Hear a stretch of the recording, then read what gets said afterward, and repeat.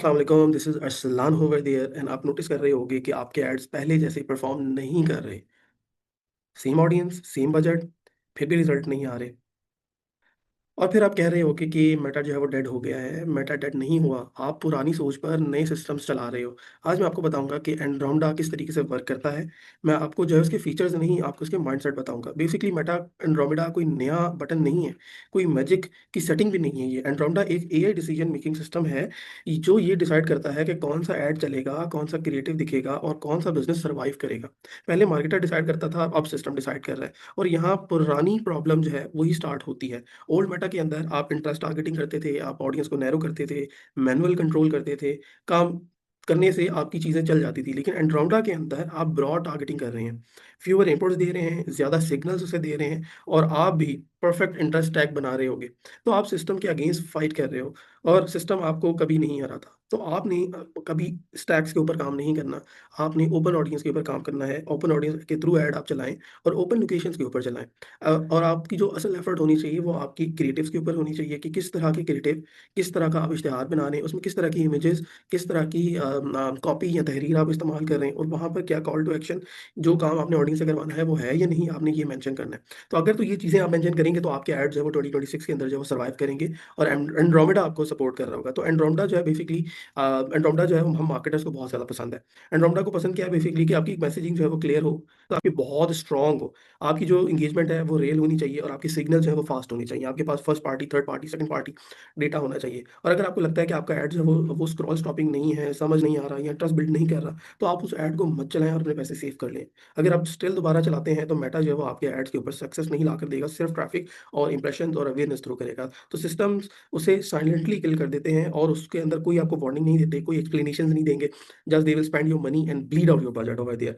तो लोग कहते हैं कि एंड्रोमेडा के लिए ज़्यादा बजट रखना चाहिए, बिल्कुल ऐसा नहीं है। आप उसको मिनिमम बजट यानी कि 300-400 रुपीज़ पर डे के हिसाब से भी सेट कर सकते हैं। एंड्रोमेडा के लिए आपको बेसिकली चाहिए होता है patience, clean structure of your ad account और क्रिएटिव डिसिप्लिन। अगर आपके क्रिएटिव्स के अंदर डिसिप्लिन नहीं है, आप जो भी प्रोडक्ट बना रहे हैं और उसमें आपकी जो इमेजेस इस्तेमाल हो रही हैं, वो परफेक्ट नहीं है, अलाइन नहीं करती यूज़र से, तो आप कभी भी जो है वो सक्सेस जो है वो बहुत मुश्किल है 2026 के अंदर अचीव करना। तो अगर आप हर 2 दिन में ऐड बंद कर देते हो, डिप पर पैनिक हो जाते हो या हर सिस्टम को मैनुअली कंट्रोल करने की कोशिश करते हो, तो इससे सिस्टम कन्फ्यूज़ हो जाता है।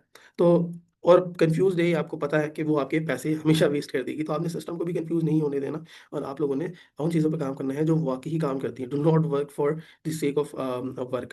तो बेशक बेशक मेरी ये चीज़ है वो आप हमेशा याद रखिएगा इस वीडियो में कि मेटा एंड रोंडा में creative is equals to targeting. अगर आपका क्रिएटिव बहुत स्ट्रॉन्ग है, उसमें आपने बिल्कुल सही चीज़ें रखी हैं, जो इमेजेस या तस्वीर के अंदर जो एलिमेंट्स आप इस्तेमाल कर रहे हैं या जो आप इश्तिहार बना रहे हैं, उसके अंदर जो आप एलिमेंट्स का इस्तेमाल कर रहे हैं, जो बटन्स आपने लगाए हैं, जो अपने अल्फ़ाज़ का इस्तेमाल किया है, ये ठीक नहीं है, तो आपका ऐड जो है वो आगे परफ़ॉर्म ही नहीं कर पाएँगे। तो जो चीज़ आप पहले इंटरेस्ट से करते थे, अब आप जो बेसिकली क्रिएटिव्स के अंदर करोगे। क्रिएटिव के अंदर आपके हुक्स जो है वो डिफरेंट होनी चाहिए, एंगल, ऑब्जेक्शंस या यूज़ केसेस का आप इस्तेमाल कर सकते हो और सिस्टम जो है बेसिकली उस क्रिएटिव से खुद ऑडियंस ढूँढ लेगा। तो ऑडियंस जो है वो इर्रेलेवेंट जो है वो होती जा रही है और आपकी जो एड क्रिएटिव है, ये एक बहुत इंपॉर्टेंट सेक्टर जो है वो है। तो एंड्रोमेडा जो है वो उन लोगों के लिए रिवॉर्ड करता है जो फंडामेंटल लेवल के ऊपर बहुत अच्छा काम करते हैं।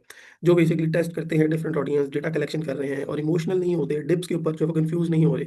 और ROAS के ऊपर बार-बार जो है वो चीज़ों को रिव्यू नहीं कर रहे। तो अगर आप ROAS डिप पे कैंपेन किल कर देते हो, कैंपेन ऑफ कर देते हो, तो सिस्टम कभी आपको जो है वो स्टेबल फेज़ तक पहुँचने ही नहीं देगा। वो आपके एक कन्फ्यूज़ स्टेट ऑफ कैंपेन्स के अंदर रहेगा।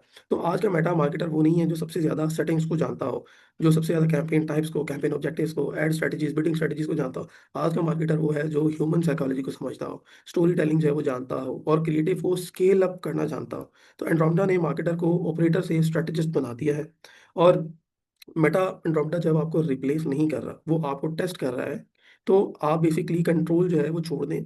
सिस्टम्स को सीखें कि किस तरीके से आप क्रिएटिव पर फ़ोकस कर सकते हैं, अपनी वेबसाइट पे फ़ोकस कर सकते हैं, अपनी ऑफ़र के ऊपर या प्राइसिंग के ऊपर फ़ोकस कर सकते हैं या फिर आप हर मंथ के एंड के ऊपर यही कहोगे कि बस हाँ, सिस्टम जो है वो मेटा काम नहीं करता और पुरानी सोच के लिए ये नहीं है। तो अगर आप लोगों ने बेहतर काम करना है, प्रोडक्टिव काम करना है, तो you should able to learn human psychologies, ad psychologies, content writing. उसके फंडामेंटल लेवल के ऊपर जाकर आपने अपने बिज़नेस को उसके अंदर एनरिच करवाना है। तो आई होप आपको ये वीडियो अच्छी लगी होगी। तो if you like the video please do subscribe my channel and just thumb up the likes and comments. See you in the next video. तब तक के लिए अल्लाह हाफ़िज़।